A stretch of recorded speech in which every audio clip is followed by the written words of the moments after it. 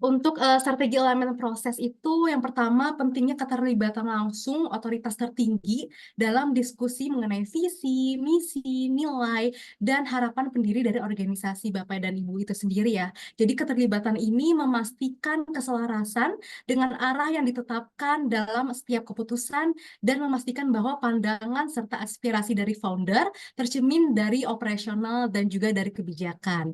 Dan yang kedua, orang lebih penting nih teman-teman semua daripada sistem, karena memilih orang yang tepat itu lebih krusial, lebih vital daripada menentukan sistem. Jadi perlu kecocokan antara kemampuan individu dan kebutuhan organisasi. Jadi nanti dengan orang yang sesuai, sistem dapat dijalankan dengan cepat dan juga efisiensi. Dan yang ketiga adalah hal ini menggarisbawahi pentingnya memiliki strategi yang sederhana dan dapat dijalankan dengan baik. Sebagai contoh, misalkan sebuah perusahaan mungkin memilih untuk fokus pada suatu produk unggulannya daripada mencoba menawarkan beberapa produk lainnya. Dengan tujuan fokus tertentu pada solusi yang mereka tawarkan, perusahaan dapat lebih efektif untuk memenuhi kebutuhan para konsumennya. Next. Di slide yang berikutnya ini adalah melaksanakan dan melacak strategi Anda, di mana visi yang kokoh diperlukan untuk menyelaraskan setiap aspek proyek atau campaign, termasuk dari KPI bisnis. Nah, yang kedua adalah strategi hadir untuk menyelesaikan tantangan yang dihadapi perusahaan dari teman-teman semua. Next-nya, ini adalah studi case, di mana next-nya ada focus structure. Ini udah ada contohnya di focus structure tersebut. Jadi focus structure ini tujuannya adalah memberikan arahan yang jelas dan terorganisir dalam merencanakan kegiatan atau proyek. Dengan memiliki struktur yang terfokus, tim dan individu dapat lebih efektif dalam mencapai hal yang diinginkan dan mengatasi hambatan yang mungkin muncul. Lalu dari visi misinya, kita buat visi misinya dulu seperti apa, lalu inisiatif. Nah, inisiatif ini merujuk pada langkah-langkah concrete atau tindakan yang diambil untuk mencapai tujuan tertentu yang telah ditetapkan oleh perusahaan teman-teman semua nih. Jadi inisiatif-inisiatif ini berupa proyek atau nggak mungkin program yang kegiatan waktunya itu dalam jangka waktu 2 sampai 5 tahun ke depan itu mau ngapain sih seperti itu. Yang dirancang untuk bisa memajukan strategi atau mencapai target yang telah ditetapkan di perusahaan teman-teman semua. Nanti di inisiatif ke bawahnya ada campaign. Campaign ini biasanya dijalankan selama 1 tahun tersebut. Misalkan sekarang April, jadi 1 tahun berikutnya yaitu Mei sampai Desember 2024 itu mau ngapain sih? Nah, tujuannya ada fokus structure ini di campaign adalah untuk campaign tersebut terarah gitu untuk mencapai tujuan bisnis dengan struktur yang tepat gitu. Lalu dari campaign ada proyek, di mana proyek ini adalah upaya concrete yang dilakukan untuk mencapai tujuan tertentu dalam suatu inisiatif atau suatu campaign. Nah, perencanaan dari proyek ini melibatkan perencanaan, pelaksanaan, dan evaluasi langkah-langkah yang diperlukan untuk bisa mencapai hasil yang diinginkan. Oke, Next-nya ini adalah KPI cascading, di mana KPI cascading ini adalah proses menurunkan KPI dari tingkat level ketinggi maupun ke tingkat level kerendah dalam organisasi, yaitu tujuannya untuk memastikan tujuan yang strategis dalam kebijakan menjadi tujuan yang terukur di setiap unit bisnis. Sebagai contoh, setiap perusahaan kan, misalkan setiap perusahaan teknologi ingin meningkatkan kepuasan pelanggan dengan layanan yang lebih responsif gitu. Jadi untuk mencapai tujuan ini, mereka mungkin menetapkan KPI setiap level organisasi, kemudian memiliki tanggung jawabnya untuk bisa mencapai target yang ditetapkan oleh perusahaan teman-teman semua, sehingga memastikan semua upaya terkoordinasi untuk mencapai tujuan keselarasan. Dan yang terakhir adalah next-nya strategi cascading. Nah, strategi cascading ini adalah proses menghubungkan tujuan dan juga strategi organisasi dengan tujuan atau tindakan individu atau enggak tim atau divisi di dalam perusahaan Bapak dan Ibu gitu ya. Misalkan sebuah perusahaan memiliki tujuan untuk meningkatkan penjualan gitu. Jadi kemudian setiap departemen, setiap divisi pasti ada strategi cascading-nya untuk bisa mengembangkan dan tindakan untuk mencapai tujuan tersebut gitu yang kemudian nanti diartikulasikan ke dalam KPI ataupun indikator kinerja kunci yang terstruktur gitu. Dengan demikian tujuan organisasi cascading ini ke setiap level organisasi mulai dari tingkat atas hingga tingkat level operasionalnya. Nextnya nanti sebelum Pak Yungki, aku mau bacain tentang biografi dari Pak Yungki itu sendiri.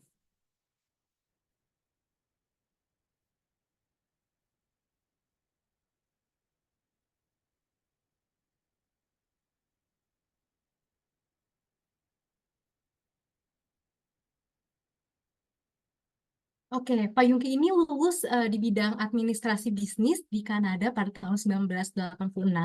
Lalu Pak Yungki ini lebih dari 40 tahun berpengalaman nih di marketplace termasuk 27 tahun menduduki posisi Board of Commissioner di bidang FMCG, retail, makanan, minuman, keuangan, konsumen, perbankan, perhotelan, infrastruktur, dan juga media. Dan Pak Yungki ini beliau adalah former Presiden Komisioner lebih dari 20 entitas di bawah Citi Corpora yang mengawasi bisnis perbankan, retail, makanan, dan juga minuman. Dan saat ini beliau merupakan bagian dari Board of Advisor dari perusahaan ABC Vision Capital yang berfokus berperan dalam memberikan advisory kepada perusahaan-perusahaan yang tumbuh secara berkelanjutan dan berkembang.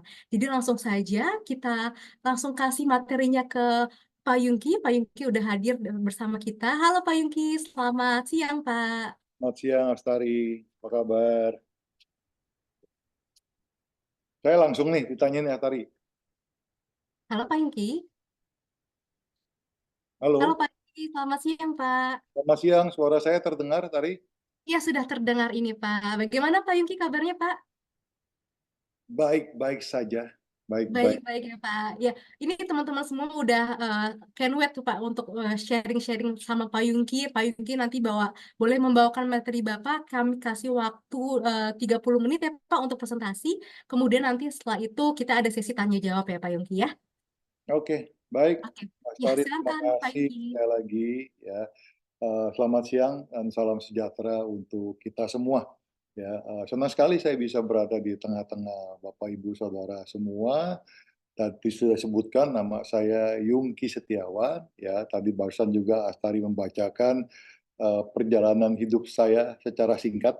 Ya, memang saya sudah berada di marketplace hampir sekitar 40 tahun ya, dan di mana 30 tahunnya itu saya menduduki jabatan direktur, presiden direktur, komisaris, presiden komisaris di berbagai perusahaan.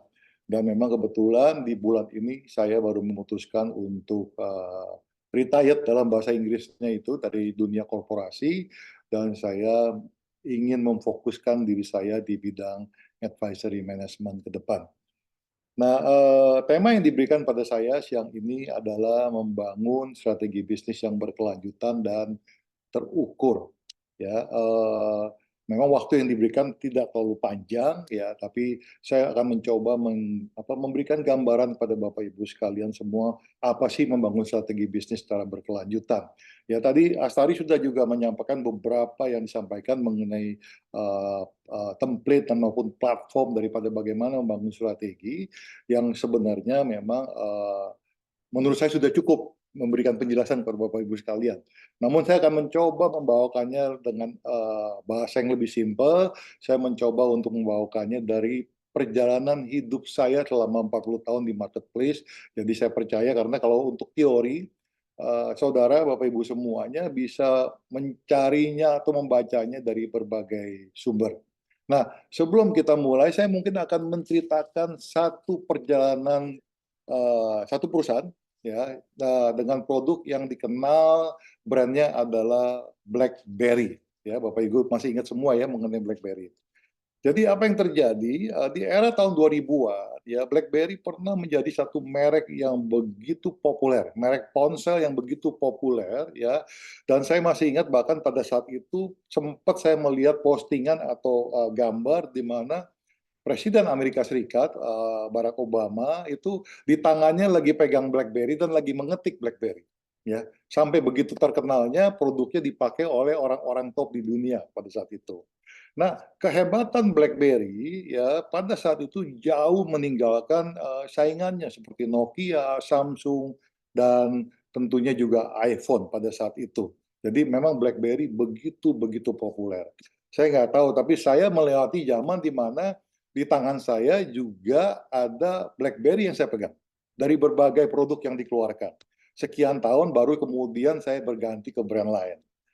Memasuki tahun 2010, Bapak Ibu sekalian, ya, kepopuleran daripada brand BlackBerry ini mulai memudar, ya, dan kemudian dilewati oleh kepopuleran daripada pesaing mereka seperti iPhone dan lain-lain. Dan kemudian di tahun 2013, ya, CEO BlackBerry pada saat itu, ya, dalam statementnya kepada karyawan maupun juga kepada publik mengatakan bahwa dia tetap percaya BlackBerry masih mengeluarkan produk-produk yang unggul dibanding produk-produk yang ada di pasar, dan dia begitu yakin juga dengan feature daripada produknya, termasuk dia punya operating system maupun juga feature daripada handphone yang mereka produksi pada saat itu. Namun tadi saya katakan bahwa di tahun 2010 kepopuleran daripada BlackBerry ini sudah menurun. Ya, 2 tahun kemudian atau 3 tahun kemudian CEO-nya mengatakan dengan confidence, dengan keyakinan bahwa produknya masih yang terbaik di pasar. Dan apa yang terjadi Bapak Ibu sekalian? Tahun 2022 ya RIM yaitu perusahaan yang memproduksi BlackBerry ya memutuskan untuk menghentikan seluruh dukungan sistem operasi BlackBerry atau menyetop semua support kepada operating system yang ada, yang artinya pengguna BlackBerry mulai saat itu ya sudah tidak lagi bisa menggunakan uh, handphone BlackBerry tahun 2022. Ya, artinya apa? Pada tahun 2022, BlackBerry sudah mengangkat yang namanya bendera putih. Dia sudah menyerah, tidak lagi bisa bersaing di pasar, dan makanya semua kegiatannya dihentikan. Nah, Bapak Ibu sekalian, pembelajaran yang kita dapat dari cerita BlackBerry ini adalah bahwa uh, saya bisa katakan kesalahan terbesar BlackBerry adalah tidak mau mengikuti perkembangan yang ada di pasar. Ya. Kemudian tentunya karena dia tidak bisa mengikuti perkembangan yang ada di pasar, tentunya produk yang ditawarkan itu sudah lagi tidak relevan dengan kebutuhan yang ada di pasar. Ya. Dan semua ini apa? Dimulai dari hanya satu, ya, tidak mau mendengar apa yang dibutuhkan oleh konsumer. Nah, itu cerita tragis mengenai satu brand yang namanya BlackBerry, Bapak Ibu sekalian. Nah, jadi kembali lagi, siang ini saya percaya waktu Anda semua bergabung di acara yang dibuat oleh Blue Chip Community ini, ada satu keterkaitan dengan apa yang dilakukan oleh Bapak Ibu semua, yaitu sebagai pelaku bisnis atau pelaku usaha, Bapak Ibu sekalian. Nah, di dalam waktu yang cukup singkat ini, tadi saya katakan, saya coba bisa menjabarkan ya apa sih itu yang namanya membangun strategi bisnis. Ya, namun sekali lagi saya akan memakai bahasa yang sederhana, bahasa sehari-hari, ya, dan yang banyak saya ambil dari pengalaman saya selama berada di marketplace hampir daripada 40 tahun. Ya. Tadi saya katakan bahwa Bapak Ibu ada di sini karena keterkaitan dengan satu kata, yaitu bisnis atau usaha. Nah, pertanyaannya saya kepada Anda semua adalah, apa sih bisnis itu untuk kita? Apa sih bisnis itu? Ya. Dalam bahasa sederhananya bisa dikatakan bisnis adalah kumpulan dari aktivitas yang ditujukan untuk mendapatkan economic benefit atau economic gain. Atau bahasa Indonesia mungkin bisnis adalah kumpulan aktivitas yang ditujukan untuk mendapatkan keuntungan usaha. Nah, saya rasa apa yang saya katakan, Anda semua bisa setuju ya, bahwa memang kita ada di bisnis itu karena memang kita mau mendapatkan keuntungan usaha. Ya, tidak ada orang membuka bisnis tapi tidak memikirkan keuntungan usaha. Ya, kalau memang seperti itu mungkin lebih cocok yayasan, ya bukan bisnis. Nah, Bapak Ibu sekalian, kata bisnis ini juga selalu ada pairingnya atau ada pasangannya. Ya, pairing atau pasangan daripada kata bisnis itu adalah market atau pasar. Setuju ya, gitu ya. Nah, itu sendiri adalah ya baik fisikal maupun non fisikal ya, di mana terjadi pertukaran atau transaksi atau jual beli dari satu pihak kepada pihak lainnya yang membutuhkan.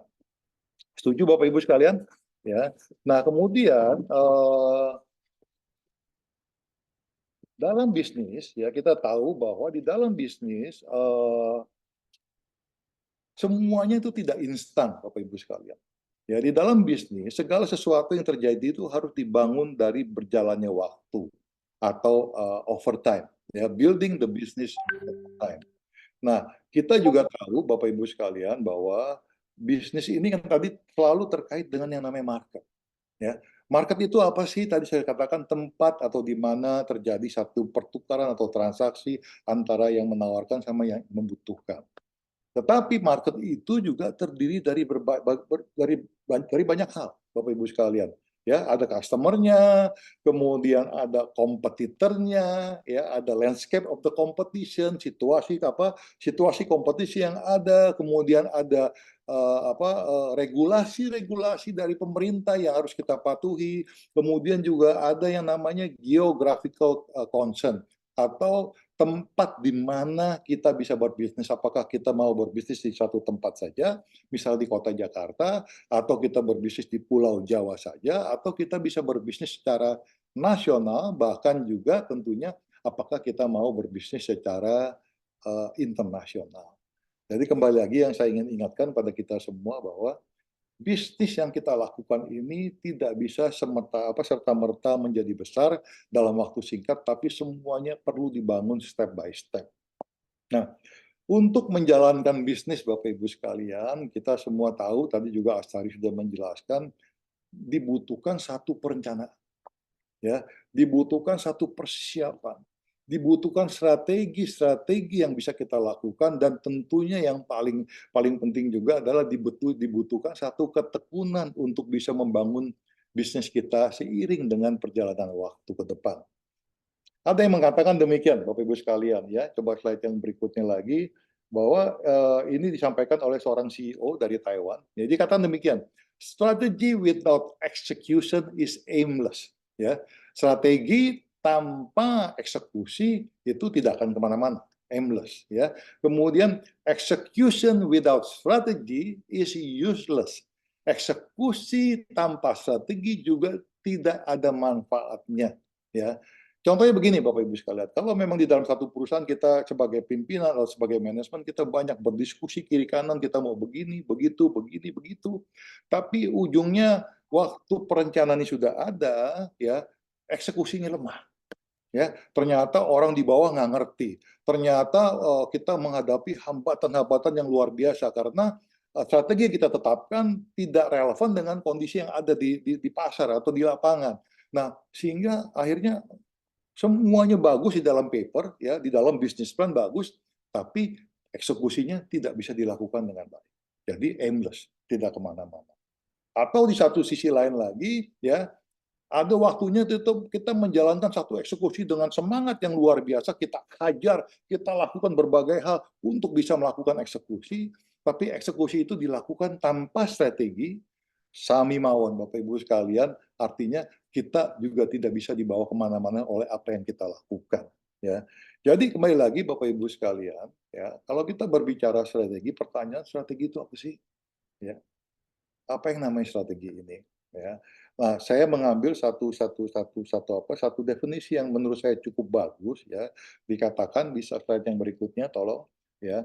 Strategy is a plan, ya. Strategy is a plan of action intended to accomplish specific goals of a period of times. Artinya apa dalam bahasa Indonesia-nya? Strategi adalah satu aksi atau rencana langkah-langkah yang ditujukan untuk mencapai tujuan tertentu atau goal tertentu dalam periodik waktu yang ditentukan juga. Gitu. Nah, kalau kita bicara strategi, sebenarnya ada 3 pertanyaan dasar yang saudara harus bisa bertanya kepada diri saudara masing-masing nih, ya, sebagai pelaku usaha. Yang pertama itu, slide yang berikutnya tentunya boleh ditayangkan, ya. Yang pertama itu adalah pertanyaan, where are we now? Ya. Di mana kita hari ini? Ya, produk kita, barang-barang yang kita tawarkan tuh posisinya di mana sih hari ini? Ya. Kemudian kalau saudara sudah tahu, ya mengerti di mana posisi kita, kemudian saudara sudah punya visi ke depan juga bagaimana produk yang saudara tawarkan itu akan bertransformasi. Pertanyaan kedua adalah where we want to go from here. Kemana kita akan membawa perusahaan kita atau kemana kita akan membawa produk yang kita tawarkan ke depan. Apakah itu dalam setahun, dalam 2 tahun, 3 tahun, 5 tahun, 10 tahun, ya, you name it, ya. Karena kita bisa selalu merancangkan satu perencanaan strategi yang jangka pendek, ya, jangka menengah maupun jangka panjang. Semuanya itu harus dimulai dengan satu visi besar. Ke depan 10 tahun kemudian, 20 tahun kemudian seperti apa. Saya kasih contoh gini, teman-teman. Waktu saya menjabat sebagai Presiden Direktur Bank Mega, itu saya mulai tahun 2004, saya menjabat sampai 2010, 6 tahun. Ya, saya sempat menuntun teman-teman untuk membangun yang namanya strategic planning untuk bank. Nah, di situ kita memulai. Kita mulai melihat ke depan, Mega ini mau dibawa kemana ke depan. Bank Mega ini mau dikenal seperti bank apa. Kemudian Bank Mega ini harus memiliki kekuatan di mana. Ya, semua itu kita susun, ya, sehingga terjadilah yang namanya strategic planning buat kita itu berjalan tempo hari kita bikin 25 tahun. Memang jangka panjang sekali. Tapi jangka panjang ini kemudian kita pilah kembali menjadi strategik jangka pendek yang akan menuntun kita melangkah mencapai strategi jangka menengah maupun juga jangka panjang. Itu nomor 2. Jadi where we want to go from here. Nah, setelah kita tahu kemana kita akan melangkah, pertanyaan ketiga yang harus kita tanyakan adalah which options we choose for getting to where we want to go. Opsi-opsi apa yang bisa kita pilih? Hal-hal apa yang bisa kita lakukan, ya, tentunya dari berbagai hal, ya, tentunya untuk membawa perusahaan kita atau membawa produk yang kita tawarkan mencapai apa yang kita inginkan. Ya. Nah, sebelum saya lanjut lagi, saya juga cerita lagi nih Bapak Ibu sekalian mengenai satu perusahaan yang produknya namanya kita kenal sebagai Apple, ya. Ya, saya rasa kita semua, mungkin sebagian kita juga memegang handphone Apple di tangan kita juga, Bapak Ibu sekalian. Nah, Apple ini perusahaan yang dikenal sebagai salah satu perusahaan yang paling inovatif di dunia, ya. Dan perusahaan Apple ini didirikan pada bulan April, ya, di bulan ini juga, tapi di tahun 1976, kurang lebih 40 tahun sekian, ya. Saudara mungkin masih ingat, ya, kalau saya melalui zaman-zaman itu dan saya masih ingat gitu, produk pertama yang Apple keluarkan itu adalah personal computer, ya, yang namanya adalah Apple One. Nah, pada saat itu saya masih ingat, saya masih kuliah, ya, di tahun 84 sampai 86 itu saya masih kuliah, dan kebetulan saya juga mengambil yang namanya basic computer course pada saat itu, dan yang kita gunakan adalah laptop biasa, ya. Bahkan itu kalau kita tahu bahwa komputer ini kan bermulai dari sesuatu yang sangat-sangat bulky, ya, mainframe dan lain-lain semua. Tapi Apple datang ke pasar menawarkan satu laptop yang sangat sangat lucu, sangat consumer friendly, dan bisa melakukan berbagai hal tanpa harus dikaitkan dengan komputer besar di belakang. Itu yang namanya Apple Watch. Ya. Nah, memang perusahaan itu waktu didirikan, Bapak Ibu sekalian, nama perusahaan tersebut adalah Apple Computers. Apple Computers. Itu tahun 1976. Kemudian di tahun 1977, ya Steve Jobs bersama dengan tim manajemennya yang ada di perusahaan tersebut, kita juga tahu ya mereka mulai dari garasi ya, garasi satu rumah. Nah, di tahun 1977, manajemen daripada Apple Computers ini memutuskan untuk mengganti nama perusahaan menjadi Apple Incorporated. Ya. Nah, perubahan ini menandakan ada sesuatu yang terjadi di dalam perusahaan.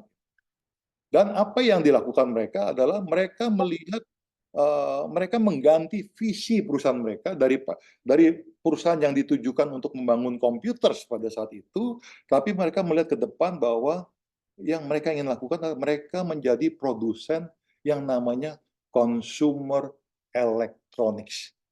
Terjadi perubahan visi dalam perusahaan. Dari zaman sekedar produksi personal computers, dan mereka sudah beralih pada mereka akan memproduksi yang namanya consumer electronic. Ya, salah satu memang yang terkenal di Apple itu adalah strateginya adalah low cost, high margin products. Ya, hari ini juga masih terjadi. Handphone yang kita beli 15 juta, 20 juta ini, sebenarnya kalau kita lihat cost of production-nya mungkin sekitar 1-2 juta. Ya, sebagian chipsnya dibuat di Cina, di Korea dan lain-lain, semuanya murah sekali, tapi dengan value yang ada, dengan features yang ada, dengan nilai yang ada, handphone ini bisa dijual dengan harga yang begitu mahal. Ya. Dan apa yang terjadi? Salah satu contohnya begini, Bapak Ibu sekalian. Pada titik tertentu, Apple itu menguasai 14,5% market share yang ada di dunia. Global market share dia itu adalah 14,5%. Dan dari 14,5% ini, market share yang ada ini, mendatangkan keuntungan 79% kepada perusahaan, kepada Apple Incorporated. Sedangkan ya saingannya Apple, yaitu Samsung, ya kita tahu juga Samsung memproduksi berbagai hal, dan handphone Samsung pun juga termasuk handphone yang cukup canggih. Ya. Pada titik yang sama, Samsung menguasai kurang lebih 21% market share di seluruh dunia. Global market share-nya. Namun, market share yang dikuasai sebesar 21% ini hanya mendatangkan keuntungan 14,6%. Ya. That's the difference antara Apple dengan Samsung. Ya, ini bagian daripada salah satu strategi yang dilakukan oleh Apple. Nah, dalam perjalanannya Apple selama 40 tahun yang kita lihat ini, gitu ya, yang terjadi adalah bahwa Apple itu berkembang menjadi perusahaan yang punya diversifikasi yang luar biasa, tapi saya menamakan ini adalah related diversification yang dilakukan oleh perusahaan yang namanya Apple Incorporated. Hari ini kita bisa melihat Bapak Ibu sekalian bahwa range daripada produk yang ditawarkan Apple begitu luar biasa. Ya, saya coba ikat satu persatu. Yang pertama adalah iPhone yang ada di tangan kita. Yang kedua adalah iMac atau desktop yang ada yang dipakai dan saya pakai juga hari ini. Kemudian juga ada iBook, ada iPod pada beberapa tahun yang lalu, kemudian ada MacBook, kemudian juga ada iPad, ada iOS sebagai operating system yang terus berkembang dari waktu ke waktu, kemudian juga ada yang namanya Apple Watch yang saya pakai juga hari ini, kemudian ada yang namanya iTunes yang mensuplai lagu-lagu pada Anda semuanya, musik yang bisa didengarkan, kemudian ada Safari, ada iWork, ada iStore, ada iCloud, dan lain-lain. Pembelajaran yang bisa kita lihat adalah ya perusahaan yang dibangun di satu garasi 40 tahun yang lalu bisa berkembang sedemikian rupa ya dengan berbagai inovasi dan kreativitas yang bisa dilakukan oleh mereka. Jadi suksesnya Apple atau Apple Incorporated, Bapak Ibu semua, yang pertama mereka itu memiliki visi. Ya, they have a good vision. Dia bisa membaca arah kemana perjalanan ke depan, terutama kebutuhan-kebutuhan daripada market yang ada. Kemudian mereka menjadi perusahaan nomor 2 itu mereka menjadi perusahaan yang agile. Mereka yang begitu lincah, begitu praktikal, begitu strategik, bisa berjalan sesuai dengan perubahan zaman dari zaman ke zaman. Ya. Kemudian yang ketiga, mereka tuh bisa sukses karena memang mereka kreatif dan mereka inovatif. Dan kreativitas inovatif yang ada di Apple ini bahkan disumbangkan bukan oleh top management, tapi disumbangkan oleh yang namanya middle management people. Oke. Kemudian tadi yang saya sebutkan bahwa yang membuat mereka sukses itu adalah mereka selalu bicara mengenai cost leadership strategy. Bagaimana mereka memproduksi barang-barang dengan biaya produksi yang tidak mahal, tapi bisa mendatangkan margin yang tinggi. And you know what? Anda tahu jawabannya. Tentu karena nilai daripada produk tersebut yang bisa menentukan berapa harga yang pantas untuk produk tersebut. Kemudian yang berikutnya adalah suksesnya Apple itu datang daripada memang satu hal yang kita harus belajar semuanya. Yang kita kenal dengan satu term yang kita sebutkan adalah consumer oriented company.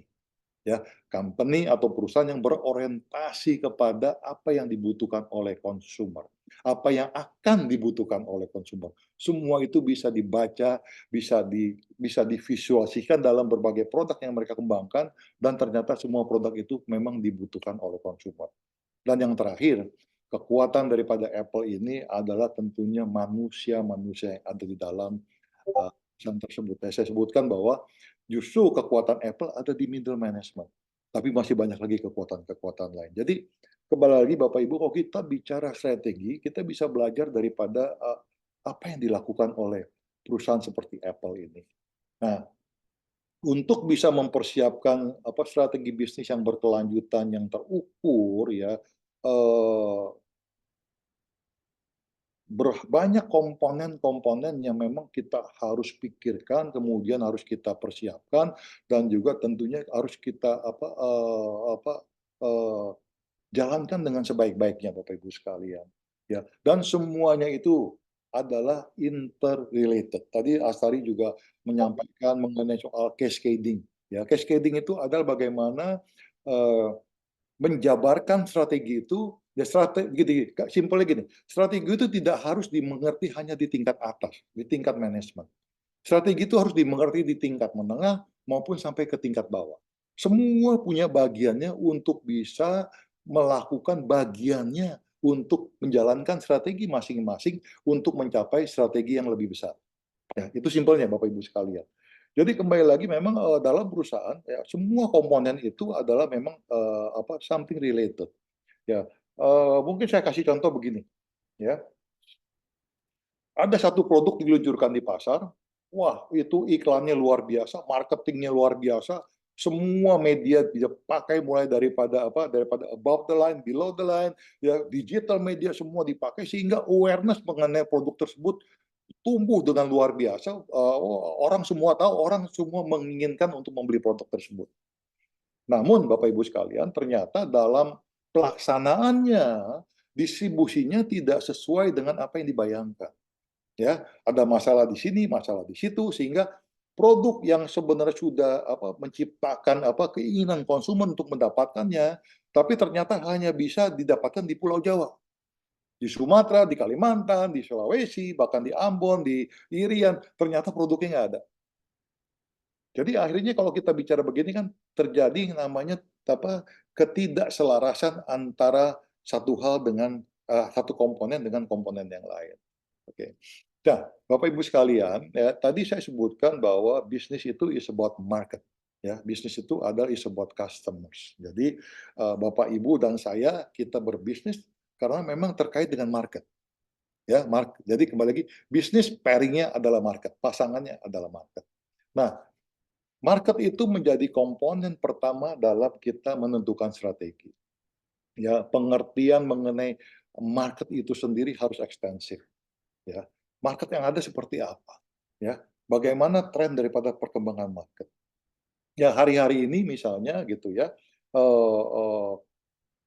banyak sekali digunakan yang namanya digital marketing. Digital marketing ini memang bisa menggapai atau mencapai jutaan orang dengan efektif. Nah, tapi jangan lupa digital marketing ini lebih cocok untuk segmen pasar tertentu, ya, seperti segmen milenial gitu ya. Kemudian yang lebih muda intinya. Nah, digital marketing apakah efektif untuk generasi seperti saya? Ya, saya ini adalah generasi yang disebut kolonial, bukan milenial. Beda sama Astari. Ya, kalau Astari milenial.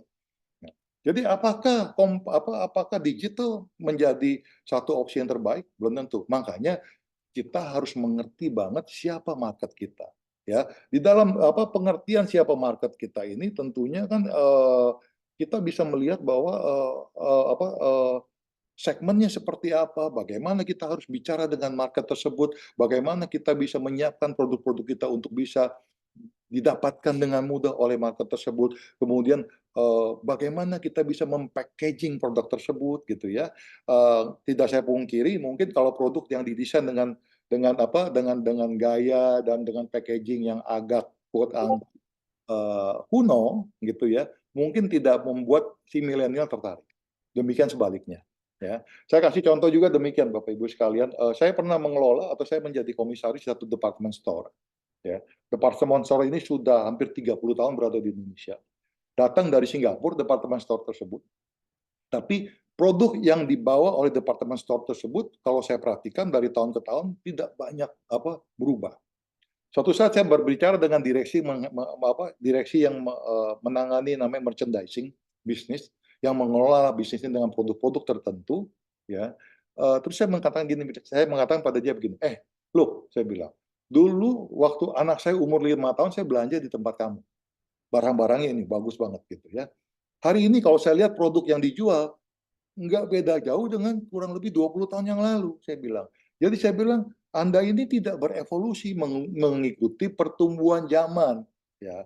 Nah, itu salah satu contoh juga bagaimana ada perusahaan-perusahaan yang memang tidak bisa berevolusi, sehingga sampai hari ini departemen store tersebut tidak bisa istilahnya appeal atau bisa berbicara dengan yang muda, tapi berbicara dengan yang tua. Generasi saya ini sekarang sudah disebut kakek nenek gitu ya, bukan lagi bapak ibu tapi sudah kakek nenek. Jadi kembali lagi ada perusahaan-perusahaan yang memang tidak mau mengerti market tersebut, tidak mau berubah dan cukup happy dengan apa yang dilakukan, ya silakan saja. Tapi kalau Anda mau survive ke depan, tentunya kan Anda harus mengikuti apa yang terjadi di pasar. Ya, jangan seperti BlackBerry, tapi belajar seperti Apple, Bapak Ibu sekalian. Jadi kembali lagi komponen yang pertama adalah produk. Di situ paling penting. Bagaimana produk itu bisa memberikan nilai tambah kepada penggunanya atau pada konsumernya dan juga lain-lain. Juga bagaimana produk ini bisa bersaing dengan produk kompetitor. Ya, banyak kita berbisnis, kita melakukan kita memproduksi sesuatu ya yang kita produksi itu ya sama saja dengan kompetitor, ya. Akhirnya dengan kekuatan yang dengan kualitas yang sama, tentunya konsumer akan memilih mana yang mereka akan pilih. Kalau dengan kualitas yang sama, at the end of the day adalah memang yang terjadi adalah perang harga. How low you can go, ya, how low can you go, ya. Ya, konsumer akan memilih harga yang paling murah karena toh memberikan benefit yang sama. Gitu. Jadi kembali lagi, tentunya di situ banyak sekali hal-hal yang perlu Anda pikirkan mengenai market ini semua. Nah, komponen kedua tentu tadi produknya itu sendiri, Bapak Ibu sekalian. Dalam strategi tentunya produk, ya. Kalau Anda sudah mengerti apa yang diinginkan pasar, apa yang akan membuat bagaimana cara memenuhi kebutuhan di pasar tersebut, tentunya kita bisa merancang satu strategi atau produksi produk yang memang sesuai dengan keinginan di pasar, ya. Belajar lagi kita dari Apple tadi. Bahkan yang saya katakan, how it look, produknya bagaimana didesain, produknya bagaimana memberikan nilai tambah, semuanya itu memang datang daripada pengertian kita terhadap komponen yang pertama, yaitu market. Ya, bagaimana produk ini bisa dibandingkan dengan produk kompetitor, bagaimana feature tambahan, bagaimana keuntungan tambahan yang diberikan produk ini dibanding produk kompetitor, bagaimana produk ini juga tidak menyalahkan aturan yang sudah ditetapkan oleh pemerintah, kemudian bagaimana produk ini bisa disediakan dan bisa dibeli oleh konsumer di berbagai daerah yang kita inginkan atau daerah geografi daripada kegiatan daripada pemasaran kita. Nah, Bapak Ibu sekalian, komponen yang berikutnya itu adalah marketing atau kegiatan pemasaran.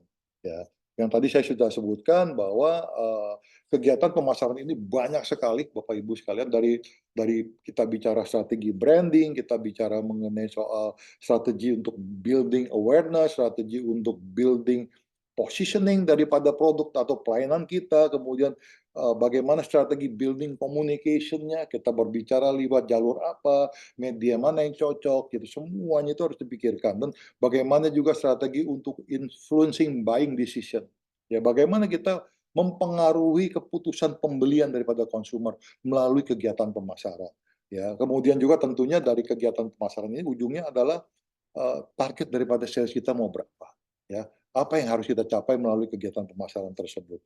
Ya, termasuk juga di sini strategi untuk mengembangkan struktur daripada penjualan, struktur daripada distribusi, dan juga yang lain-lain. Ya, itu yang komponen ketiga, Bapak Ibu sekalian. Komponen keempat yang juga cukup penting adalah financing. Ya, kita bicara di sini adalah how to fund the product atau services.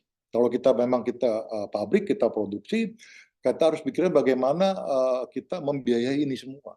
Apakah datang dari modal sendiri atau kita belajar untuk mengatur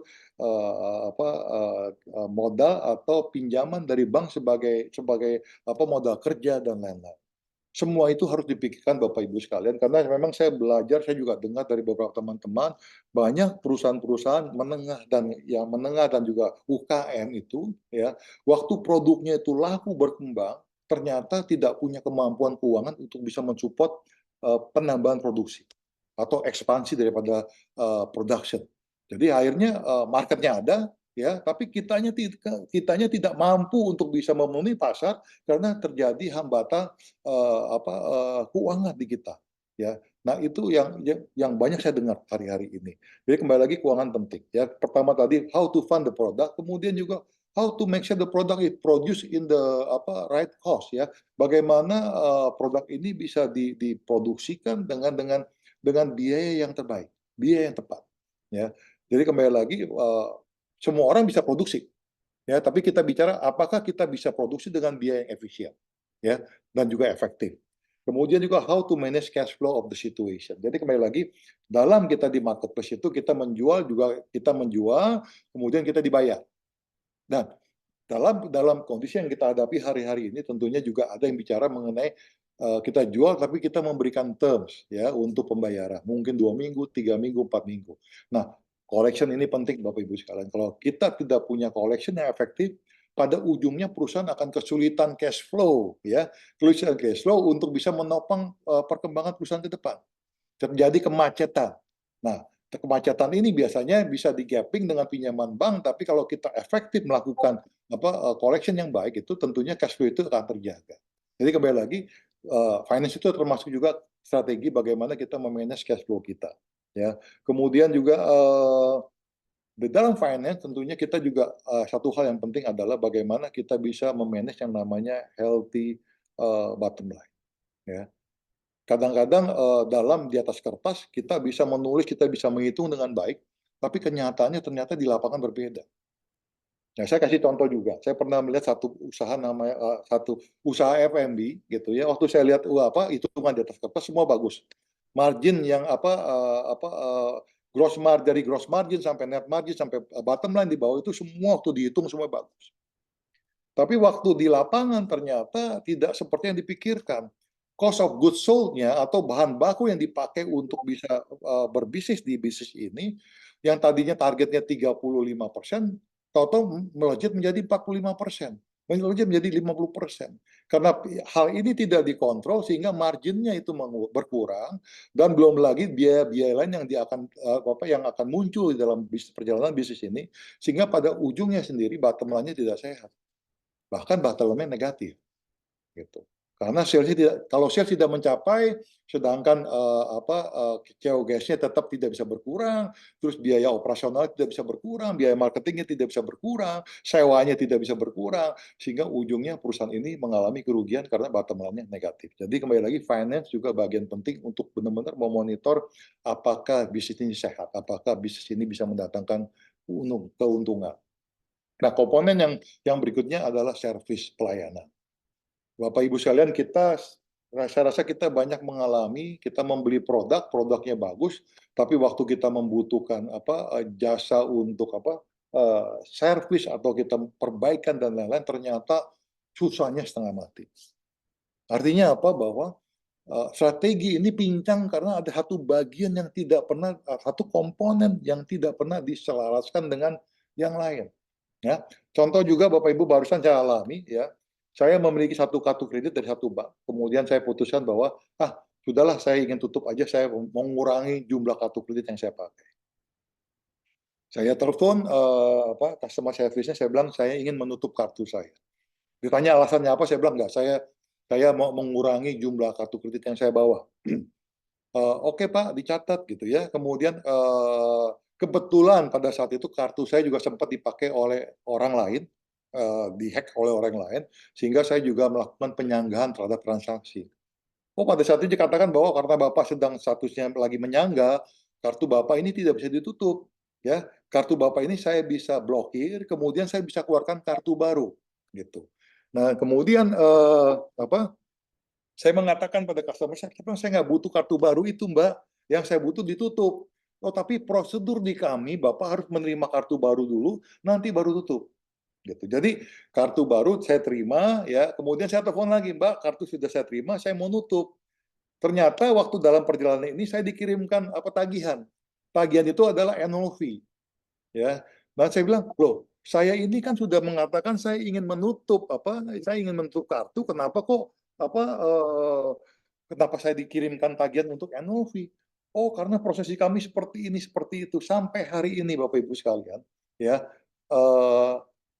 kartu saya belum bisa ditutup. Walaupun kartu itu tidak saya pakai, saya tidak aktifasikan, tapi ini menceritakan satu pelayanan yang begitu yang tidak baik, ya, yang tidak menopang produk itu sendiri yang sebenarnya cukup bagus, Bapak Ibu sekalian. Itu service. Jadi kembali lagi, kita mengalami hal seperti ini, dan ini bagian dari komponen penting dalam strategi yang Anda harus pikirkan bagaimana mempersiapkan ini semua. Dan komponen yang berikutnya adalah tentunya mengenai manusia. Tadi saya sudah ceritakan mengenai Apple, ya, bahwa manusia itu penting, Bapak Ibu sekalian. Ya, di dalam perusahaan, ya, pengalaman saya sebagai CEO, ini saya ini adalah dirigen, ya, dirigen dalam satu orkestra perumpamaan, bahwa tugas saya adalah memastikan setiap instrumen yang dimainkan di dalam orkestra tersebut bisa menghasilkan satu musik yang begitu harmonis. Semua bagian punya kepentingannya, dan yang melakukan itu adalah semua yang namanya people, Bapak Ibu sekalian. Having the right people at the right place at the right time itu penting. Ya, jadi orang lah, ya, people inilah yang menjalankan usaha daripada satu perusahaan. Ya, orang lah juga yang akan menentukan apakah produk itu bisa berhasil atau tidak berhasil. Ya, orang di bagian product development bagus-bagus menciptakan produk yang bagus gitu ya, menciptakan produk-produk yang canggih, produk-produk yang luar biasa, tapi ternyata orang di sales tidak sebagus yang orang di product development. Akhirnya sales tidak berjalan dengan baik. Atau produk ini didesain dengan bagus, tapi orang produksi tidak bisa menggunakan teknologi yang tepat untuk bisa membuat produk yang ini, sehingga juga tidak mencapai tujuan. Jadi kembali lagi, people itu penting, Bapak Ibu sekalian. Ya, orang-orang inilah yang berperan penting dalam perjalanan satu perusahaan maupun dari keberhasilan satu produk yang ditangani. Oke, yang berikutnya tentunya adalah proses itu sendiri. Proses itu banyak, Bapak Ibu sekalian, strategi proses ya, dari proses produksi, proses yang lain-lain semuanya. Jadi setiap komponen ini memang kembali lagi harus dipikirkan dengan baik. Ya, contoh proses tadi juga bisa dikatakan tadi terkait dengan servis tadi saya cerita mengenai kartu kredit, ataupun juga pengalaman Bapak Ibu yang lain seperti apa beli satu brand misalnya kendaraan gitu ya, yang sekarang kan banyak kita tahu brand-brand datang dari negara China gitu ya, ternyata waktu kendaraan tersebut rusak gitu ya, waktu mau servis ternyata partnya nggak ada, harus tunggu 5 bulan, harus tunggu 3 bulan, ternyata bengkelnya jauh ya, 50 kilo dari rumah misalnya gitu. Jadi sekali lagi ini penting sebagai bagian daripada strategi yang Anda tetapkan ya.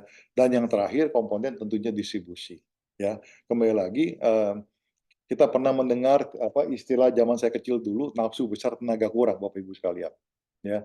Nah, artinya apa? Bahwa ya, kita maunya begini, kita maunya begini, begitu. Ternyata, misalnya, oh saya mau produk saya bisa dijual secara nasional. Ternyata saya tidak punya kemampuan untuk bisa melakukan strategi distribusi yang baik. Ya, kenapa? Oh karena saya tidak bisa menunjuk distributor. Karena saya kompetitor begitu kuat ya. Kompetitor itu ada secara nasional, atau ada juga yang namanya lokal kompetitor begitu kuat sehingga saya tidak bisa masuk. Nah, apa yang kita pikirkan kita mau lakukan yaitu melakukan penjualan secara nasional, tapi tidak bisa dilakukan karena kita distribusi tidak bisa kita lakukan dengan baik. Jadi kembali lagi semua memang semua komponen ini, Bapak Ibu sekalian, ya, saya harus ingatkan lagi bahwa semua komponen ini adalah penting ya dalam membangun satu strategi. Ya, tidak bisa dibangun sendiri-sendiri, tidak bisa berjalan sendiri-sendiri. Tadi sempat saya katakan bahwa strategi ini harus dimengerti tidak hanya dari tingkat paling atas, tingkat menengah, tapi yang di bawah pun mesti mengerti. Ya, tapi tentunya kadar strategi yang dimengerti berbeda-beda gitu. Orang di bawah, orang sales di bawah, strateginya bagaimana bisa melakukan strategi sales strategi yang efektif, penjualan yang efektif. Ya. Orang yang di atasnya lagi, sales manager memikirkan bagaimana saya bisa melakukan sales yang, strategi penjualan saya yang saya bisa kembangkan dari satu daerah ke daerah yang lain. Misalnya, jadi kembali lagi Bapak Ibu sekalian bahwa semua komponen ini adalah interrelated, tidak bisa berdiri sendiri masing-masing. Ya, tugas daripada seorang pemimpin tentunya yang saya katakan tadi, jadilah dirigen untuk satu orkestra, ya, memastikan semua bagian bisa menjalankan perannya masing-masing dengan baik, dengan efektif, sehingga kita bisa mencapai besaran strategi yang yang kita sudah tetapkan. Ya, artinya apa? At the end of the day, diperlukan satu sinkronisasi. Ya, diperlukan satu penyelarasan di mana semuanya itu harus dipikirkan dengan baik, saling terkait, saling menopang satu yang lain, saling mensupport satu yang lain, sehingga strategi besarannya bisa kita capai. Nah, kurang lebih seperti ini, Bapak Ibu sekalian ya, yang bisa saya sharingkan hari ini. Jadi, ya, at the end of the day, ya, kalau strategi yang baik dan dilakukan juga eksekusi yang baik, ya, poin terakhir saya adalah bahwa lakukanlah monitoring dengan baik. Ya, lakukanlah monitoring dengan baik. Semua ini harus dimonitor secara periodik. Ya, strateginya benar, tapi eksekusinya kadang-kadang tidak berjalan tidak sinkron. Nah, disitulah kita bisa mereview kembali apakah kita merubah langkah-langkah kita, apakah kita merubah yang namanya eksekusi kita untuk bisa mencapai strategi yang ada. Ya, jadi strategi yang besar bisa ada, tapi jangan lupa bahwa dimonitor, dilihat gitu semuanya. Kalau memang perlu dilakukan adjustment atau penyelarasan atau istilahnya itu dilakukan dirancangkan kembali semuanya. Just do so, lakukan itu ya. Jangan kita juga berkeras kepala bahwa ini strateginya, ini eksekusinya. Belum tentu eksekusi yang kita tetapkan bisa juga sesuai dengan kondisi di pasar. Ya. Nah, kembali lagi, untuk ini semuanya harus dimonitor. Harus kita juga bisa mendengar masukan-masukan dari teman-teman yang ada di lapangan gitu ya. Bagaimana sebenarnya penerimaan di lapangan, bagaimana eksekusi yang berjalan. Jadi kembali lagi dengan kita lakukan yang namanya monitoring, kita akan bisa mengukur atau kita bisa menjalankan membangun strategi yang berkesinambungan, yang sustain tapi juga terukur. Ya, bisa dimonitor, bisa tahu, bisa dilakukan perbaikan-perbaikan. Jadi kembali lagi, itu mungkin gambaran yang saya bisa berikan kepada Bapak Ibu Saudara sore ini. Memang waktunya tidak mungkin saya bicara detail gitu ya, tapi intinya bahwa eh, semua ini saya ceritakan pada Bapak Ibu sekalian juga termasuk pengalaman saya pribadi selama perjalanan saya selama 40 tahun. Saya pernah menjadi product manager, saya pernah menjadi VP daripada service apa pelayanan dan lain-lain semuanya, dan semua itu memang harus selaras. Ya, baru kita bisa mencapai tujuan atau target atau objektif yang telah kita tentukan bersama. Begitu Bapak Ibu sekalian, terima kasih sudah mau menyediakan waktu untuk bisa mendengarkan ini semua.